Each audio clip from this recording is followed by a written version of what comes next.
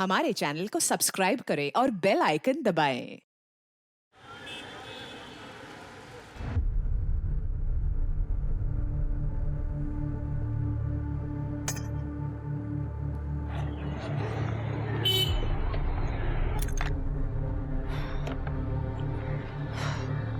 कैसी हो अम्मा? हाँ मैं ठीक हूँ, आप कैसे बच्चा? बस मैं ठीक हूँ। ये देखो आपके लिए गरम गरम पूरी लाई है, अभी खा लो, आप नाश्ता कर लो, ठीक है? हाँ ठीक है बच्चा, तू मेरा कितना ध्यान रखती है बेटा। अच्छा मुझे कोई काम से जाना है तो मैं आती हूँ, फिर आपसे आके मिलती हूँ। खा लेना ये नाश्ता। बेटा संभल के जाना।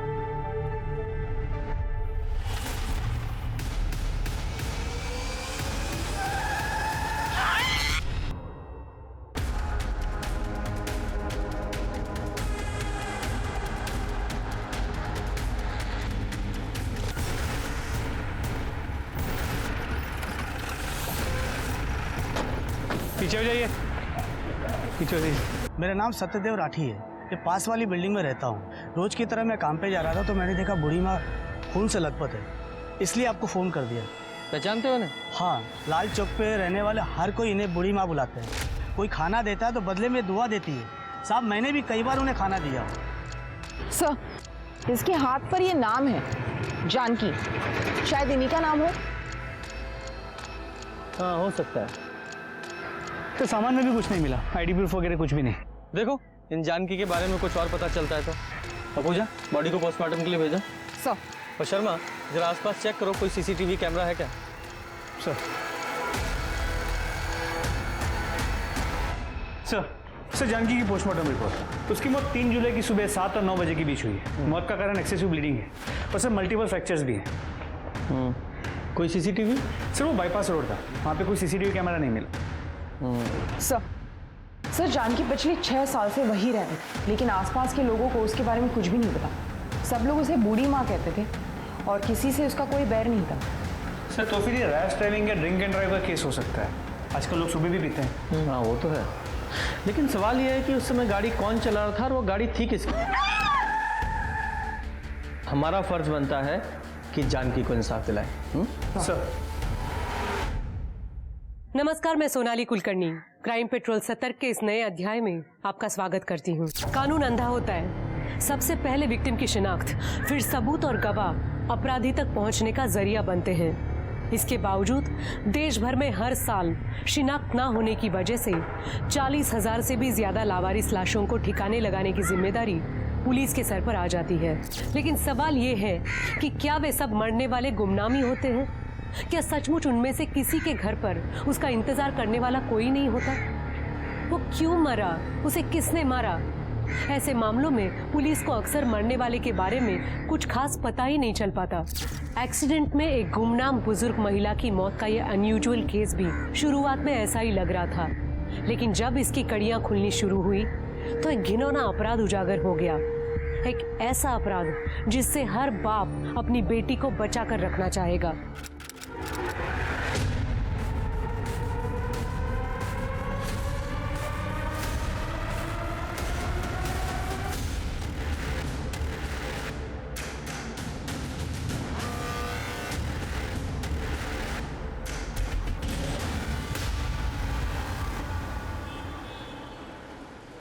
हम आपसे बेइंतहा मोहब्बत करते हैं साहिबे आलम, लेकिन आप आका हैं और हम कनीज।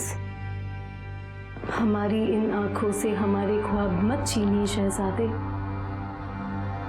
हम मर जाएंगे। हो गई नौटंकी? कितनी बार कहा है कि ये सब छोड़ के घर का कामकाज करना सीखो। मेरी अम्मा कहती है कि जब रोटी गोल होगी तभी औरत की जिंदगी सफल होगी। और यहाँ तो नाटक से ही छुट्टी नहीं है, पता नहीं क्या नौटंकी करती रहती है। कपड़े रखो। अरे माँ, जमाना बदल गया है। अच्छा आजकल सिर्फ लड़कियां चूल्हा चौका नहीं कर रही है, देश भी संभाल रही है। तुम तो बेटा ना बस घर संभाल लो, उतना ही बहुत है मेरे लिए। अरे घर क्यों संभालेगी भाई, यार इसी गुड़िया है हमारी, सितारा बन के चमकेगी। आओ इधर। और सितारा अगर चूल्हा चौके के सामने बैठेगा तो काला नहीं पड़ जाएगा? तुम्हारी माँ की तरह। उड़ा लो, खूब मजाक उड़ा लो मेरा। बड़े आए। रागिनी जल्दी चलो, देर हो जाएगी हमें। हाँ मैं देर से आऊंगी। ये कुछ करिए, कहाँ जा रही है?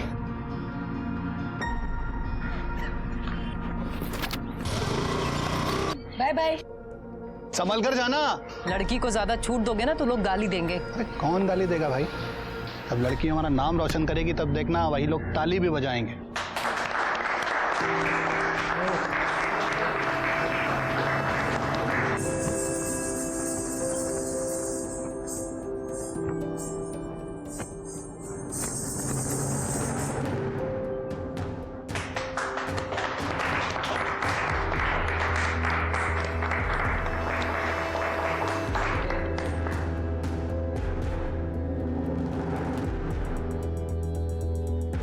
और इस प्रतियोगिता के विजेता है रागिनी शर्मा। और मैं रागिनी जी से अनुरोध करूंगा वो मंच पर आकर अपना पुरस्कार ग्रहण करें।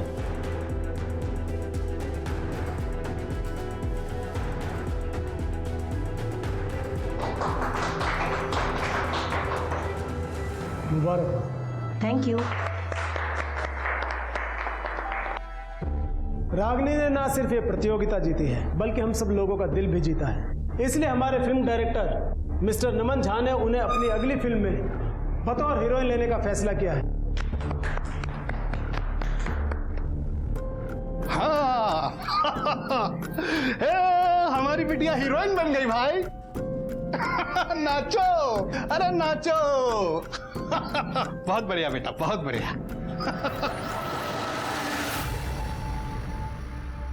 Oh, no, no, no, no, no, no, no, no, no, no, no, no.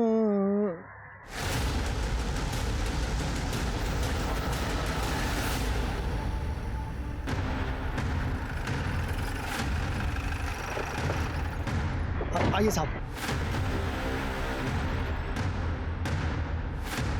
पूजा जरा चेक करो। सर। जरा आसपास चेक करो तुम लोग। इस लड़की की बॉडी का कैसे पता चला?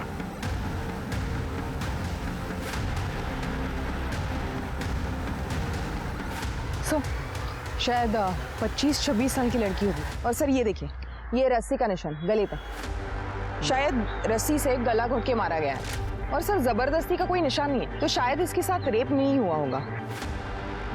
जरा आसपास चेक करो, कोई रस्सी वगैरह मिलती है क्या? सर। शर्मा, पर एक बात समझ में नहीं आ रही है, इस जंगल में ये अकेली लड़की करने क्या आई होगी और किससे मिलने आई होगी? सर एक चांस ये है कि इसे कहीं और मारा गया है और बॉडी को यहाँ लाके फेंक दिया। हाँ पॉसिबल तो है। सर एक फोन मिला। फोन तो काफी नया लग रहा है, हो सकता है इस लड़की का हो। इसे लैब में भेजो और चेक करो, देखो क्या मिलता है इसमें। सर। पूजा बॉडी को पोस्टमार्टम के लिए भेजो। सर। सर जो फोन हमें क्राइम सीन से मिला था उसे टेक्निकल टीम ने अनलॉक कर दिया है। वो फोन उसी लड़की का है। लड़की का नाम रागिनी शर्मा है, शांति नगर में उसका घर है। शांति नगर मतलब क्राइम सीन से 6 किलोमीटर होगा।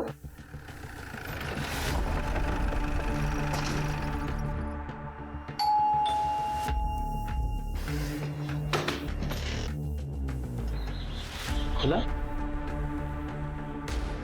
कोई है? जरा घर चेक करो। सर।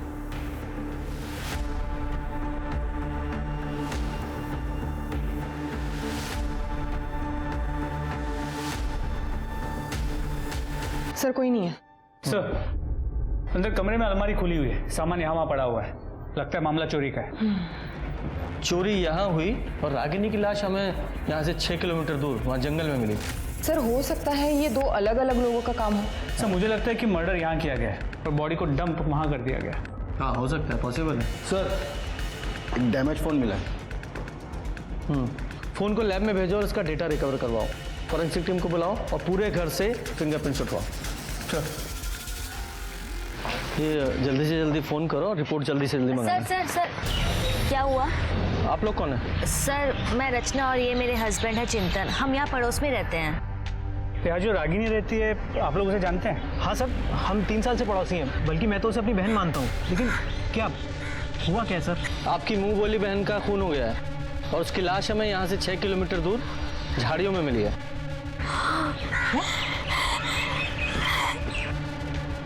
अच्छा एक बात बताइए, आप रागिनी से आखिरी बार कब मिले थे?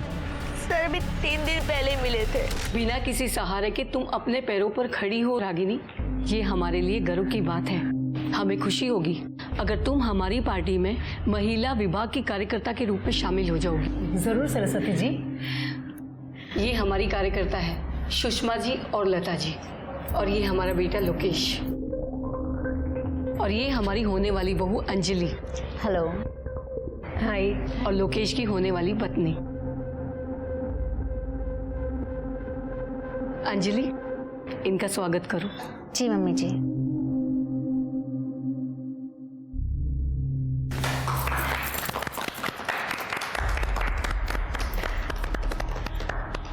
अब हम चलते हैं, चलो।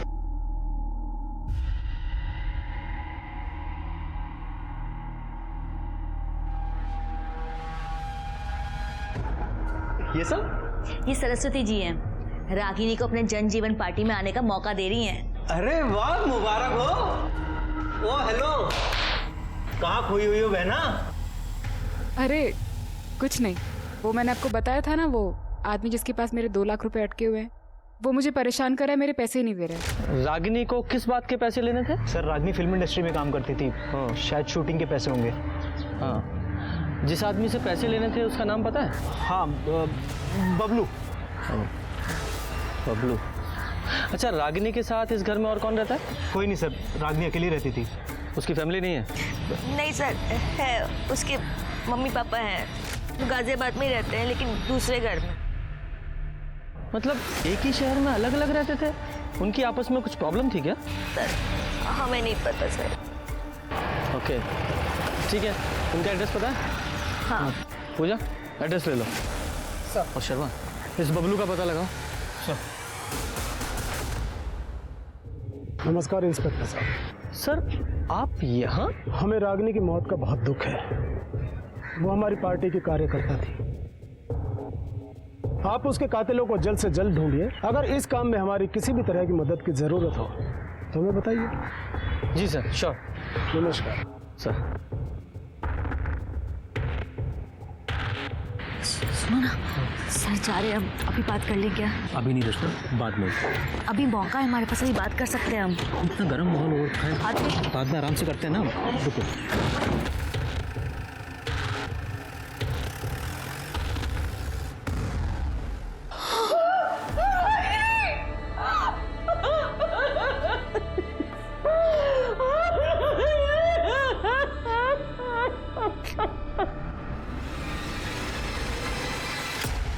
आपकी बेटी से आपकी आखिरी बार बात कब हुई थी?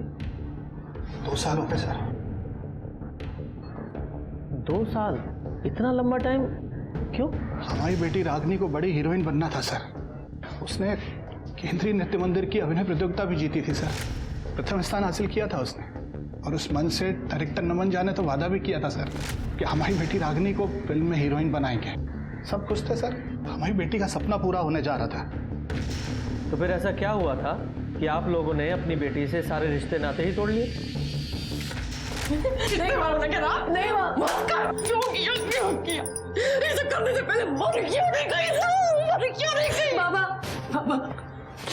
तो राम से दुनिया की परवाह किए बगैर तुझे तेरे सपने पूरे करने की आजादी दी हमने, और बदले में तूने हमको क्या दिया बेटा? वो ठाकुर हमको बोल रहा था कि कैलाश तुम तो बड़ा आदमी बन गए हो, तुम्हारी बेटी एक रात का 10,000 रुपया लेती है। मन करता है तुमको जान से मार दें। बाबा, आपने मेरे खातिर इस घर को गिरवी रख दिया था। मैं नहीं चाहती थी कि मेरी वजह से आप लोग के सर से ये छत चली जाए। मुझे जो ठीक लगा मैंने किया बाबा। छत चली जाती बेटा तो कोई बात नहीं थी, जी लेते हम बिना छत के, लेकिन बिना इज्जत के कैसे जिएंगे हम? कर दिया पिंडदान तेरा हमने, हमारे लिए मर चुकी है ये। निकल जा इस घर से, निकल जा इस घर से। आपकी बेटी ने समाज में आपकी नाक कटा दी तो आपने उसकी जान ही ले ली। क्या कह रहे हैं सर आप? उसके सपनों में हम भी उसके साथ थे। हम अपनी इकलौती बेटी को कैसे मारेंगे? हमने ऐसा कुछ नहीं किया था सर। ये अलग बात है कि जब से हमने उसे घर से निकाला था उसके बाद हमने उसकी शक्ल नहीं देखी। ठीक है, शक्ल नहीं देखी। अब ये बताइए कि 8 तारीख को आप कहाँ थे? 8 तारीख को हम घर पे ही थे सर। बाहर ज़्यादा आना जाना नहीं होता है, तबीयत खराब रहती है आजकल।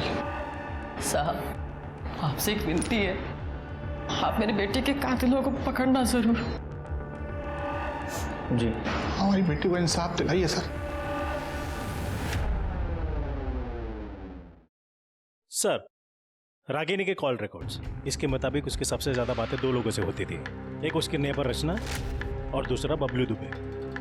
ये वही बबलू दुबे तो नहीं है जिसके बारे में चिंतन ने बताया था? सर लगता तो ऐसे ही है। करता क्या है ये? लड़कियों की दलाली करता है। मतलब ये बात कंफर्म है कि रागिनी प्रोस्टिट्यूशन के बिजनेस में थी? जी सर, अब तक की इन्वेस्टिगेशन में तो यही बात सामने आई है। इस बबलू का बैकग्राउंड चेक किया सर, इसका क्रिमिनल रिकॉर्ड है, रेप केस में अंदर जा चुका है। ये रागिनी ने इसे 2 लाख रुपए भी दे रखे थे और इसका क्रिमिनल रिकॉर्ड भी है। इसकी सर्च कहाँ तक पहुँची? सर उसका फ़ोन अभी बंद है। उसके मोबाइल की लास्ट लोकेशन मेरठ की है। शर्मा, मेरठ गाजियाबाद, किसी भी बिल में छुपाओ, ढूंढो उसे। सर रागिनी की पोस्टमार्टम रिपोर्ट। इस रिपोर्ट के हिसाब से रागिनी की मौत 8 अक्टूबर को शाम 5 से 7 बजे के बीच हुई। पहले उसे बेहोश किया गया और फिर रस्सी से गला घोंट के मारा गया। और जब रागिनी की मौत हुई तब वो 3 महीने प्रेग्नेंट थी। क्या? हाँ सर। सर रागिनी प्रोस्टिट्यूशन में थी। ये बच्चा शायद उसके किसी कस्टमर का हो। नहीं पूजा, मुझे तो ऐसा नहीं लगता, क्योंकि जो भी औरतें इस प्रोस्टिट्यूशन के बिजनेस में होती हैं बहुत सतर्क होती हैं, सेफ्टी का ध्यान रखती हैं। ऐसा हो सकता है कि रागिनी का कोई बॉयफ्रेंड हो, वो उससे प्रेग्नेंट हुई हो और फिर रागिनी ने शादी के लिए उस बॉयफ्रेंड पर दबाव डाला, उसने इनकार किया और मार डाला। सर हो सकता है उसका कोई रेगुलर कस्टमर हो, ये बच्चा उसी का हो और ये रागिनी उस कस्टमर को ब्लैकमेल कर रही हो, इसलिए उसने रागिनी को मार दिया होगा। अब ये पॉसिबिलिटीज तो बहुत सारी हैं। रागिनी से जुड़े जितने भी लोग हैं सबकी डिटेल्स निकालो और ये चिंतन और रचना, उससे भी पूछताछ करनी है। हो सकता है सर, रागिनी का बॉयफ्रेंड उससे अक्सर मिलने आया करता था। लंबा चौड़ा लड़का था, करीब 6 फीट का, बाइक से आता था। बाइक का नंबर याद है? नहीं सर, नंबर तो नहीं याद, लेकिन सर वो हेलमेट पहन के आता था और बिना हेलमेट उतारे अंदर चला जाता था।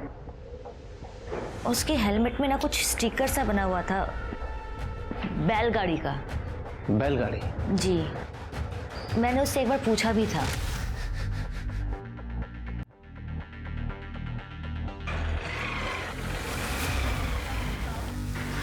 रागिनी कौन था ये? भाभी वो मेरा बॉयफ्रेंड है। क्या नाम है इसका? नाम में क्या रखा है आपको मिलवा ही दूंगी, ना शादी के दिन मिल लेना। ये रागिनी ने लड़के का नाम क्या बताया था? सर उसने नाम तो कोई बताया नहीं। ठीक है पूजा, अगर कब पूछेंगे? अभी नहीं, बाद में करते ना। अरे कुछ कहना चाहती हो? मैंने उस दिन भी नोटिस किया तुम कुछ कहने की कोशिश कर रही थी। घबराओ मत, जो कुछ भी है साफ साफ बताओ, किसी से भी घबराने की जरूरत नहीं है। बताओ। आराम से बैठ के बताओ। बोल, क्या कहना चाहती? सर मैं 10 साल की थी जब मैं अपने माँ बाप से अलग हो गई। मेरे पापा रोज दारू पीते थे और रात को घर आके मुझे और माँ को मारते थे। मेरी माँ मुझसे बहुत प्यार करती थी। उस दिन दिवाली का दिन था और पापा फिर से दारू पी के आए थे।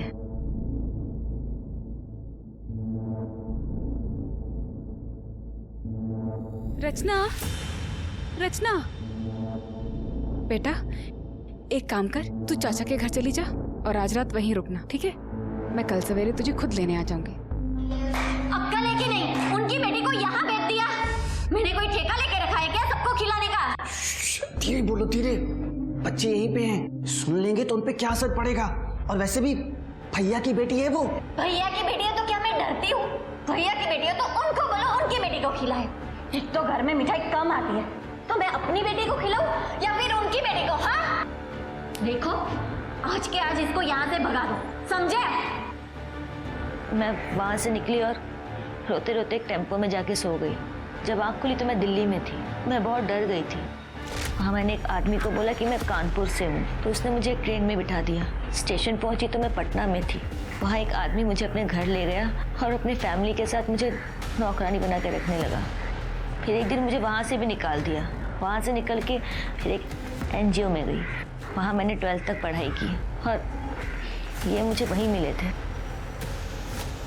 हम लोगों ने शादी कर ली।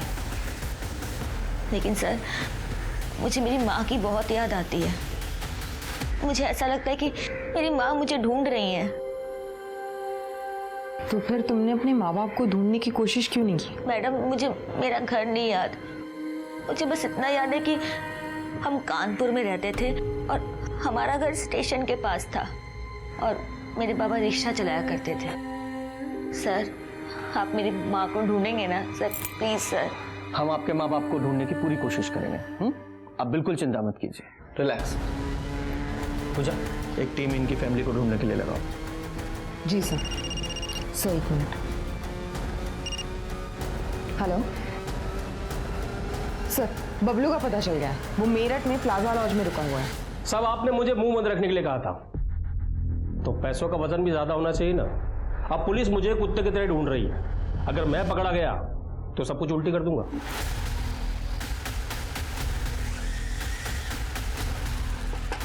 कौन है?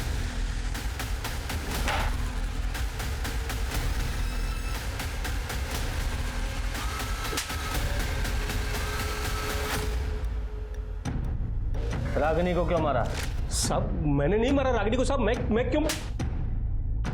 जिस दिन रागिनी का कत्ल हुआ तूने उसे फोन किया था ना। 2 लाख रुपए तूने देने थे ना उसके, वो रुपए ना देने पड़े इसलिए फोन किया, बुलाकर मार डाला उसे। साहब, रागिनी मेरे लिए सोने का अंडा देने वाली मुर्गी थी साहब। हर महीने लाख रुपए कमाता था उससे साहब मैं। उसके मरने का सबसे ज्यादा नुकसान मुझे हुआ है साहब। मैं क्यों मारूंगा उसे? तो फिर उसके पैसे क्यों नहीं लौटाए? कैसे लौटाता साहब? पिछले 8 महीने से वो काम नहीं कर रही थी। अगर वो काम कर रही होती ना तो सूद समेत वापस कर देता पैसा। पिछले 8 महीने से काम नहीं कर रही थी क्यों? साहब, हो सकता है किसी लड़के के प्यार में पड़ी हो।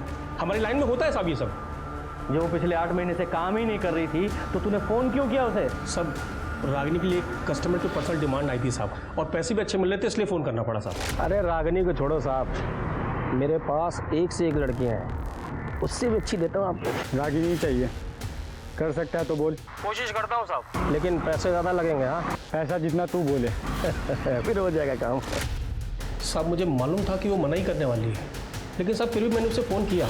देख बबलू, मैंने पहले ही बोला मैंने काम छोड़ दिया है। अरे एक रात का 2 लाख रुपए दे रहा है। ठीक है, हाँ बोल दे। कितने बजे जाना है? सब 5 बजे रागिनी पिकअप पॉइंट पे मिलने वाली थी। वहाँ से वो कस्टमर के साथ आगे जाने वाली थी साहब। रागिनी ने हाँ बोला और मैंने उनकी बुकिंग होटल डीसेंट में करवा दी थी साहब। कस्टमर कौन था? कस्टमर का नाम तो नहीं मालूम साहब, लेकिन नंबर मालूम है साहब। शर्मा, इससे नंबर लो उस कस्टमर का, पता लगाओ कौन है वो। सर। तू ध्यान रखना, फिलहाल तुझे छोड़ रहा हूँ, लेकिन तू हमारे रडार पर है। शहर के बाहर एक कदम भी रखा ना तो ऐसा केस लगाऊंगा, जिंदगी भर जेल में सड़ेगा तू। आई बात समझ में? ठीक है शर्मा, इस बबलू ने अभी हमें पूरी जानकारी नहीं दी है, जरा उस पर नजर रखो, क्योंकि इसकी एक्टिविटी हमें कातिल तक पहुंचा सकती है। सर। और एक बात, इस बबलू से ना एक रागिनी के जितने भी कस्टमर थे सबकी एक लिस्ट ले लो और सबसे बात करके देखो। और वो डिलाइट होटल जहाँ ये रागिनी अपने कस्टमर के साथ जाती थी वहाँ से CCTV फुटेज मंगाओ और चेक करो कि कौन कौन से ऐसे रेगुलर कस्टमर थे जो उसके साथ वहाँ जाते थे। चेक कर दो। हाँ ना, जरूर। शर्मा, जब भी इस रोड से गुजरता हूँ मुझे वो बुढ़िया माँ थी ना जानकी, उसका वो दर्दनाक हादसा याद आता है। हमें उस केस को कोल्ड केस बना के नहीं रखना है। तुमने बताया था ना उस केस का एक चश्मदीद गवाह, वो लड़का जो फील बेचता था, वो तब से गायब है। पता लगाओ कहाँ है वो? सर, खबरियों ने बताया कि उसे MG रोड पे देखा गया है। MG रोड पे? जरा ढूंढो उसे। सर, जो नंबर बबलू ने बताया था वो इसका है। नाम क्या है तुम्हारा? बाकेला चौधरी। 8 तारीख को मेरा मोबाइल चोरी हुआ था सर, और मैंने कंप्लेंट भी लिखाई थी। ठीक है, तुम जाओ। सर, मैंने होटल डीसेंट में पूछताछ की। 8 तारीख को रागिनी की बुकिंग तो थी, लेकिन वो वहां पहुंची नहीं। CCTV footage. सर, ये आदमी देखिए, ये आदमी हर 2 दिन में रागिनी के साथ देखा गया। सर, बबलू ने बताया था कि ये कस्टमर हर दूसरे दिन रागिनी के लिए कॉल करता है।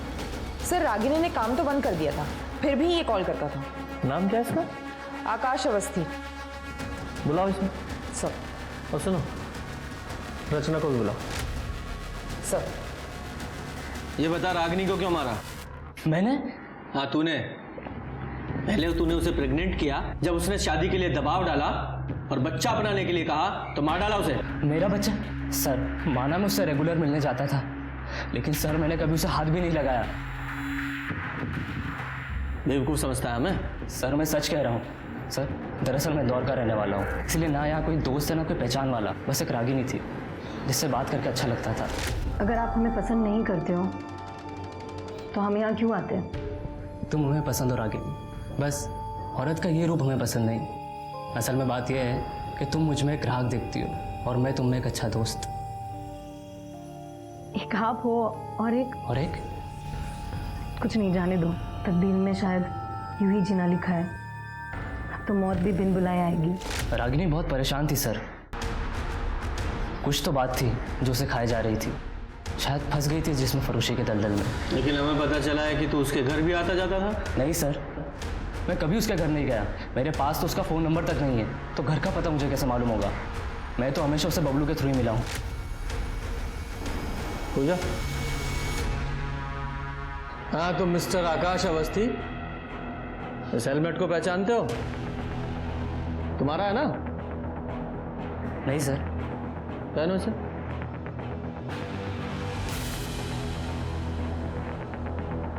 रचना,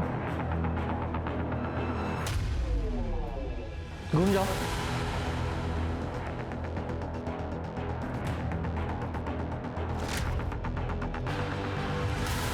वहां तक जाओ और वापस आओ। वापस आओ।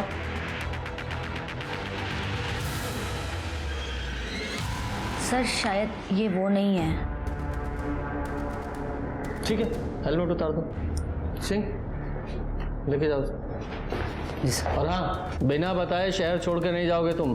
जी सर। सर मेरी माँ का कुछ पता चला क्या?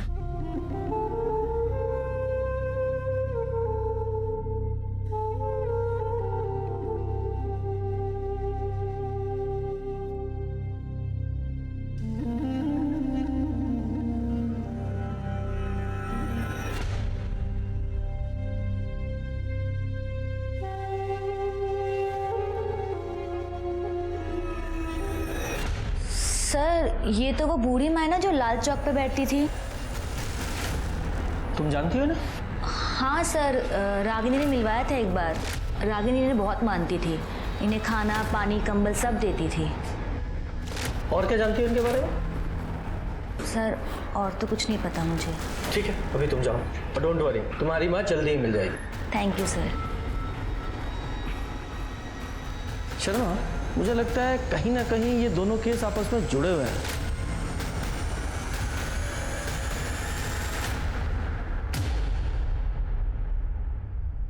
हर मुमकिन कोशिश के बावजूद असली कातिल पुलिस के हाथ नहीं आ रहा था। 3 महीने पहले जिस जानकी की रोड एक्सीडेंट में मौत हुई थी, रागिनी उस बूढ़ी माँ की हर तरह से सेवा करती आई थी। तो क्या जानकी के साथ हुए हादसे की कोई कड़ी रागिनी मर्डर से भी जुड़ी हुई थी? रागिनी के मर्डर के 2 हफ्ते बाद भी हत्यारा पुलिस की गिरफ्त से कोसों दूर था।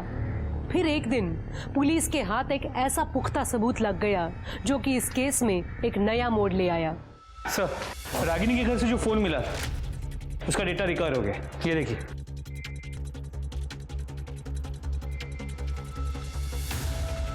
चलो।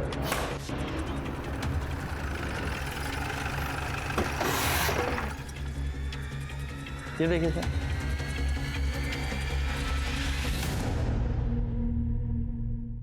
देव प्रसाद शुक्ला जी, आपके और रागिनी के ताल्लुकात थे? ओपोजिशन की अच्छी चाल है मुझे बदनाम करने की।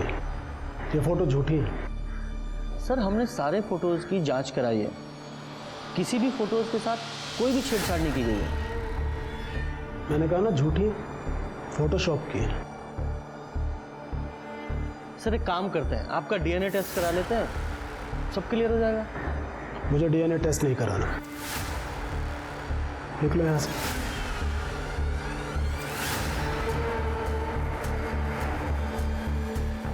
हाँ इंस्पेक्टर, तुमने वो हाथी और चींटी वाली कहानी सुनी है ना? चींटी अपने दायरे में ही रहे तो अच्छी है।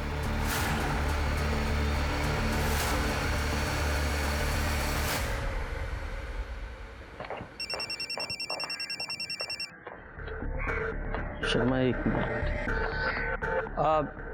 जैन सर जी, सॉरी सर जी, ध्यान रखूंगा। जैन सर। क्या हुआ सर? कुछ नहीं।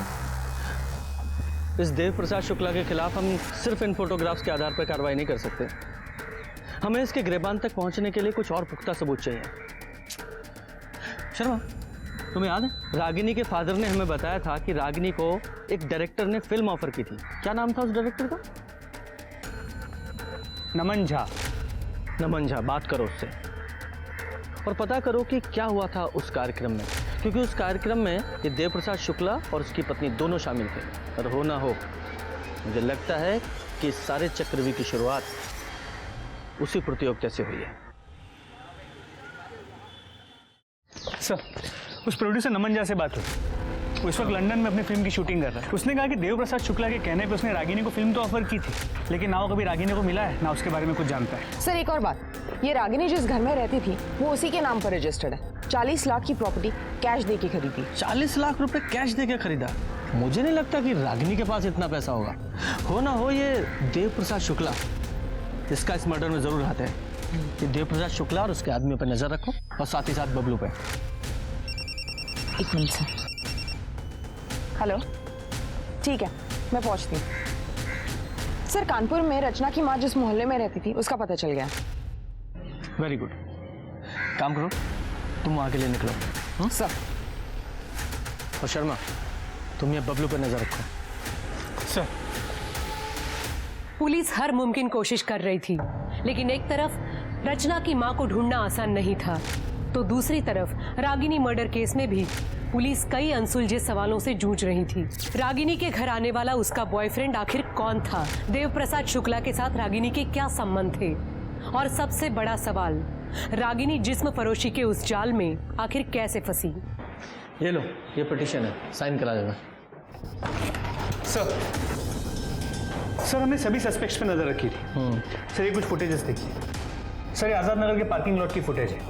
यहाँ पर बबलू, ये देखिए, इससे पैसे ले रहा है और पैसे लेके चला गया। और सर,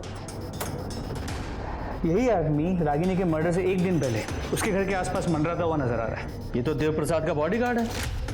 क्या नाम है इसका? सर, ओम प्रकाश। लेके आओ इसे।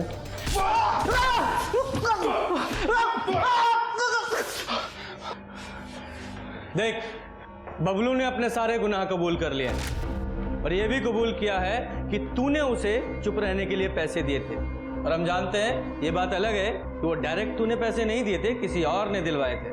और रागिनी के मर्डर से पहले तू उसके घर के आसपास मंडरा रहा था। सीसीटीवी फुटेज है हमारे पास जिसमें तू साफ नजर आ रहा है, और तेरे फोन की लोकेशन और तेरे कॉल रिकॉर्ड्स भी है हमारे पास कि तूने कब कब रागिनी को कॉल किया था। सब दर्ज है हमारे पास।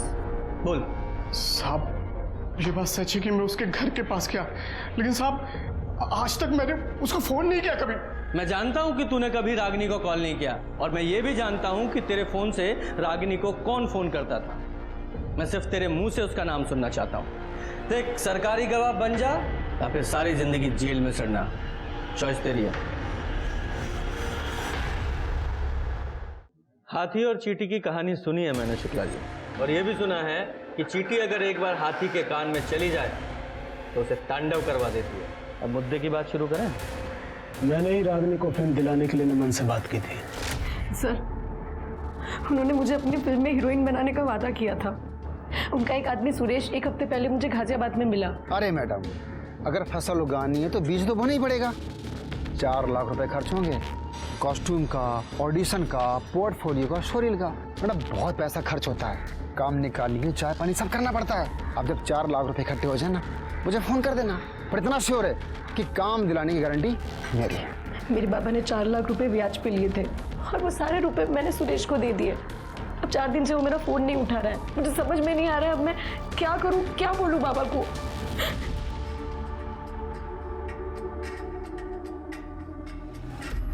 रो मत रागिनी,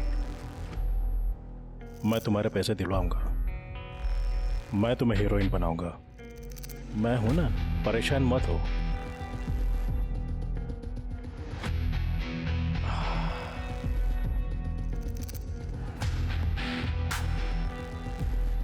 मैं नमन से बात कर लूंगा, तुम्हें तुम्हारे पैसे मिल जाएंगे। बस एक बात याद रखना, मैं तुम्हारे लिए कुछ भी कर सकता हूं। और ये सुरेश कौन है? पता नहीं, शायद सुरेश ने ही नमन के नाम से रागिनी को बेवकूफ बनाया। मैंने उसे ढूंढने की बहुत कोशिश की लेकिन वो मिला नहीं। फिर मुझे पता चला कि रागिनी प्रोस्टिट्यूशन के बिजनेस में आ गई। एक दिन मैंने उसे कॉल करके कहा कि मैं तुम्हें घर लेकर देता हूँ, तुम्हारा खर्चा उठाता हूँ, तुम्हें धंधा छोड़ दो और मेरे साथ रहो। तो मानो पिछले 6 महीने से मेरे उससे कोई ताल्लुकात नहीं है। मैंने उससे सारे रिश्ते तोड़ दिए थे। तो ऐसा क्यों किया आपने? मन भर गया। अब जब पिछले 6 महीने से मेरे उससे कोई ताल्लुकात ही नहीं है तो ये बात जाहिर है कि वो कम से कम मुझसे तो प्रेग्नेंट नहीं थी। शुक्ला जी, ये तो डीएनए टेस्ट के बाद ही पता चलेगा कि क्या सच है और क्या झूठ। मैं डीएनए टेस्ट कराने के लिए तैयार हूँ इंस्पेक्टर, लेकिन मेरी आपसे एक रिक्वेस्ट है कि ये बात बाहर ना आए। इलेक्शन सर पर है। ठीक है, उसकी चिंता मत कीजिए। Thank you.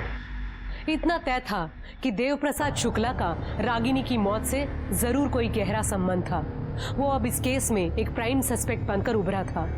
साथ ही पुलिस को यह भी शक था कि जानकी एक्सीडेंट केस और रागिनी मर्डर केस कहीं न कहीं एक दूसरे से जुड़े हो सकते हैं। इसी दिशा में जांच आगे बढ़ाने पर गवाह राजू के रूप में पुलिस के हाथ एक बड़ी सफलता भी लग गई। आज तो सारे फूल भीगे नहीं। सर ये राजू। हाँ साहब। राजू बेटा, तुम पहले ये फूल लाल चौक पे बेचा करते थे ना? हाँ साहब, वहाँ कमाई कम होती थी और यहाँ कमाई अच्छी होती है। अच्छा, जब तुम लाल चौक पे फूल बेचा करते थे तो एक कार ने एक बुढ़िया माँ जानकी टक्कर मार दी थी जिससे उनकी मौत हो गई थी।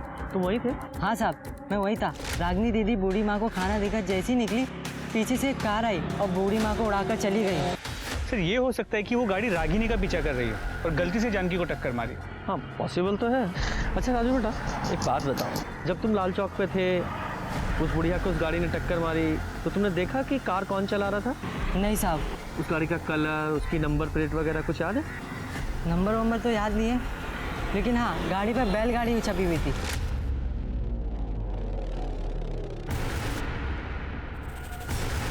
शर्मा, ये दोनों केस एक दूसरे से जुड़े हुए हैं।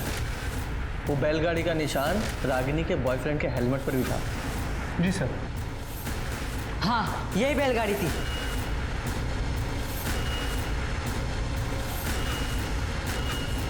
यही बैलगाड़ी थी ऐसी? हाँ साहब, यही बैलगाड़ी छपी थी उस गाड़ी पर। बैठो, चाय पे। सीसीटीवी खंगालो, सारा नाकाबंदी करो, कुछ भी करो।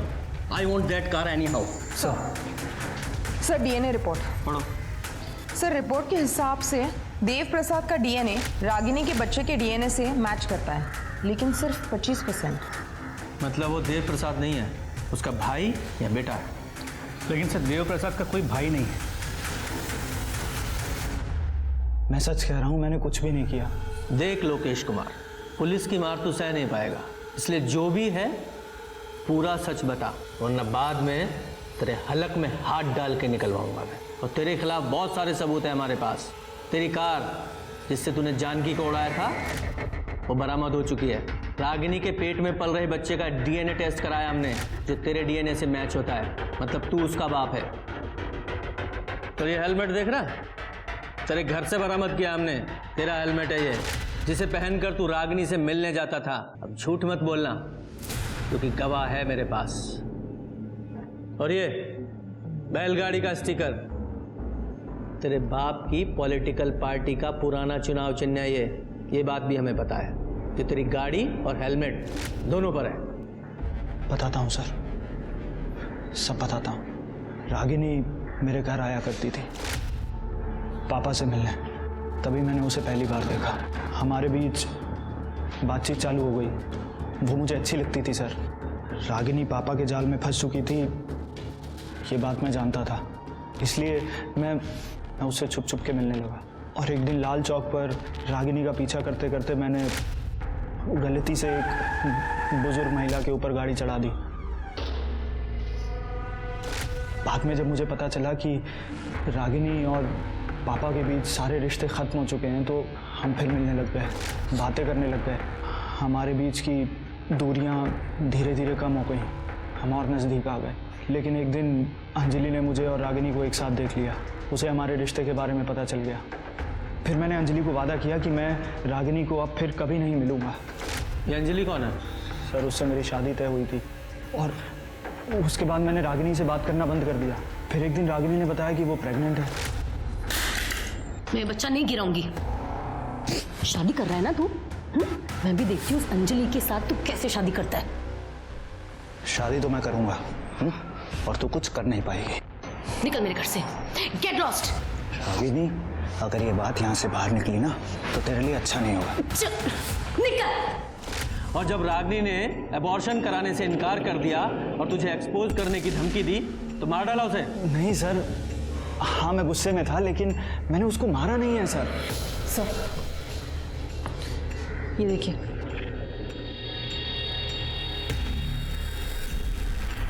तूने नहीं मारा ना रागिनी को? नहीं सर। तो ये क्या है? रिपोर्ट है ये, इसमें साफ साफ लिखा है तेरी गाड़ी में रागिनी के बाल मिले और फार्म के ट्रेसेस जो रागिनी का गला घोटने से पहले उसे सुंघाया गया था। बोल। सर मेरी गाड़ी है, दो दिन पहले ही वापस आई है, लेकिन ये गाड़ी तो सर वो गाड़ी तो मैंने किसी को दी थी। किसको?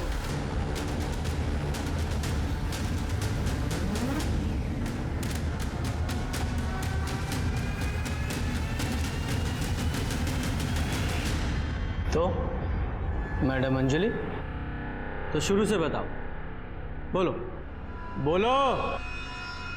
सर लोकेश और रागिनी को रंगे हाथों पकड़ लिया था।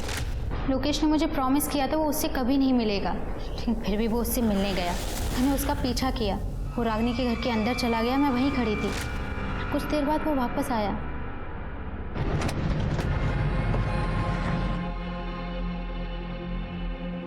पापा, लोकेश अभी भी रागिनी से मिल रहा है। I want to kill that. Ragini से छुटकारा पाना चाहती हो? मैं मदद कर सकता हूँ। कितने पैसे दे पाओगी? जो तुम बोलो। कितने में डील हुई थी? 10 लाख। कौन था वो आदमी? उससे पहले मैंने उसे कभी नहीं देखा था। तुमने उसके साथ 10 लाख रुपए की डील की और तुम्हें पता ही नहीं वो कौन आदमी था? बेवकूफ समझाया मैं? जब डील की थी तब तो शक्ल देखी थी ना? स्केच बनवा सकती हो? जी सर।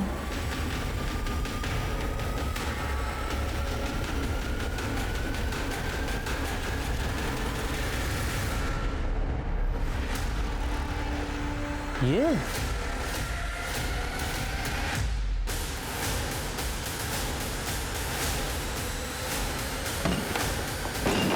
पूरे घर की अच्छे से तलाशी लो, कोई भी कोना छूटना नहीं चाहिए। सर आप लोग यहाँ पर, क्या हुआ है सर? चिंतन कहाँ है? चिंतन तो घर पे नहीं है, लेकिन क्या हुआ? अभी पता चल जाएगा क्या हुआ है।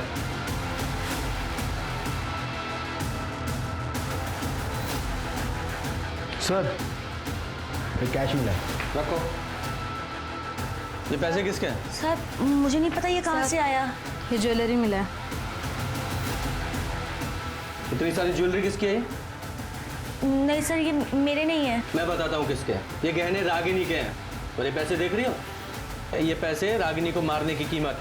तुम्हारे पति चिंतन ने रागिनी को मारने की सुपारी ली थी। सर आप ये क्या बात कर रहे हैं? कहीं तुम भी तो इसमें शामिल नहीं हो? सर मुझे इसके बारे में कुछ नहीं पता, मैं सच कह रही हूँ।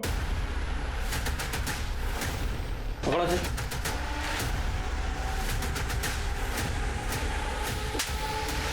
रागिनी को क्यों मारा तूने? तू तो उसे बहन मानता था ना? सब दिखावा था सर, पैसे नहीं थे मेरे पास। जानती थी वो मेरा मकान बिकने वाला था, ये भी पता था उसको। किस्त चुकाने के पैसे नहीं थे मेरे पास और जिससे उधार लिया था वो घर तक आ गया था उस दिन। सलीम भाई, मैं आपके पैसे पक्के से लौटा दूंगा, मुझे बस थोड़ी और मोहलत दे दो, बस 1 महीना। और अगर 1 महीने बाद भी पैसे नहीं आए तो ये घर तो बिकेगा ही, इसके साथ साथ तू भी दुनिया से उठ जाएगा। भैया ये कौन था? इन्होंने उनसे पैसे लिए थे बिजनेस के लिए। बिजनेस तो डूब गया, अब अगर पैसे नहीं लौटा पाए तो जान से मारने की धमकी दे रहे हैं। रागिनी तेरे पास कुछ पैसे हो तो मैं लौटा दूंगा। भैया सच में मेरे पास कुछ भी नहीं है। एक से आने वाले थे लेकिन वो भी अटके पड़े हैं। झूठ बोल रही थी वो। मिस्टर शुक्ला साहब के बहुत एहसान थे उस पर। लोकेश का भी उसके घर पे आना जाना था। पैसे तो थे उसके पास। उस दिन जब लोकेश उसके घर पे आया तो मैंने खिड़की से उन दोनों की बातें सुन ली। रागिनी के घर से बाहर निकला और अपनी गाड़ी में बैठकर जैसे ही निकला मुझे अंजलि की आवाज़ सुनाई दी। वो फ़ोन पर रागिनी को मारने की बात कर रही थी। मुझे पैसा कमाने का जरिया नज़र आया और मैंने जाके अंजलि से बात की। कितने पैसे दे पाओगे? जो तुम बोलो। 10 लाख। उसके बाद सर मैंने एक आदमी का फ़ोन चोरी किया और उसी फ़ोन से बबलू को फ़ोन लगाया और रागिनी को बुक करने के लिए बोला। रागिनी मेरी बताई जगह पर ठीक टाइम पे पहुंच गई और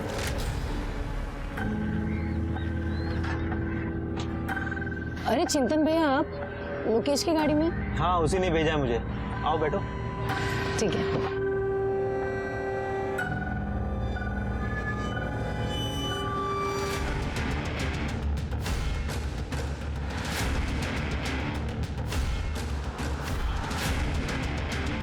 उसके घर जाकर अलमारी से सारे गहने और पैसे चुरा लिए।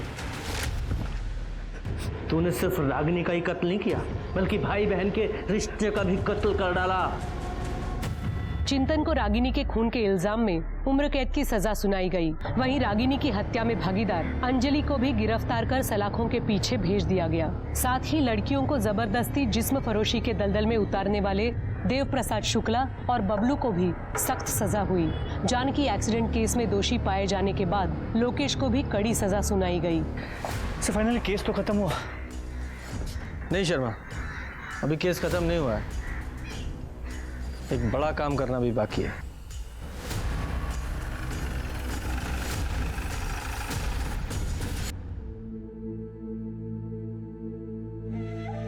माँ,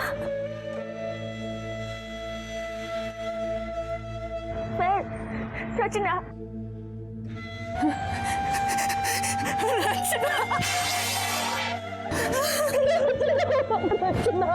मेरी बच्ची, तो कहाँ चली गई थी रचना? को छोड़ के कहाँ चली गई थी? लड़कियों को भी महत्वाकांक्षा और सपनों के पंख लगाकर उड़ान भरने का उतना ही हक है जितना कि लड़कों का। लेकिन समाज में लड़कियों को अब भी उपयोग और उपभोग की वस्तु समझने वालों की कमी नहीं। ऐसे लोग बड़े शातिर तरीकों से मासूम लड़कियों को लुभाने की कोशिश करते रहते हैं। रागिनी के साथ शुक्ला और बबलू ने यही किया। लेकिन रागिनी की मौत के 3 महीने बाद पुलिस ने न सिर्फ बुजुर्ग महिला की मौत का कोल्ड केस सुलझा लिया, बल्कि इस मामले में दोषी चिंतन की पत्नी रचना को 20 साल पहले बिछड़ी उसकी मां से मिलाकर मानवता की मिसाल कायम की, जिसके लिए हमारी टीम उन्हें दिल से सलाम करती है। अपनों की बजाय गैरों पर जरूरत से ज्यादा भरोसा कितना खतरनाक साबित हो सकता है, वो रागिनी के केस को देखकर समझा जा सकता है। उसने माँ बाप को छोड़कर जिस चिंतन पर भरोसा किया, उसी ने उसे शर्मसार कर दिया। अपने परिवार में उम्र और अनुभव में बड़े और तजुर्बेकार लोगों की अहमियत को समझें और उनसे सलाह लेने में जरा भी न हिचकिचाएं। अब मैं सोनाली कुलकर्णी आपसे विदा लेती हूँ। फिर मिलेंगे क्राइम पेट्रोल सतर्क जस्टिस रीलोडेड के एक नए केस के साथ। तब तक अपना और अपने परिवार का ख्याल रखें, मास्क पहनें, सोशल डिस्टेंसिंग बनाए रखें, सैनिटाइजर का इस्तेमाल करें। देखते रहें क्राइम पेट्रोल सतर्क। जय Hind. For more updates, subscribe to our channel, click the show links and enjoy watching the videos.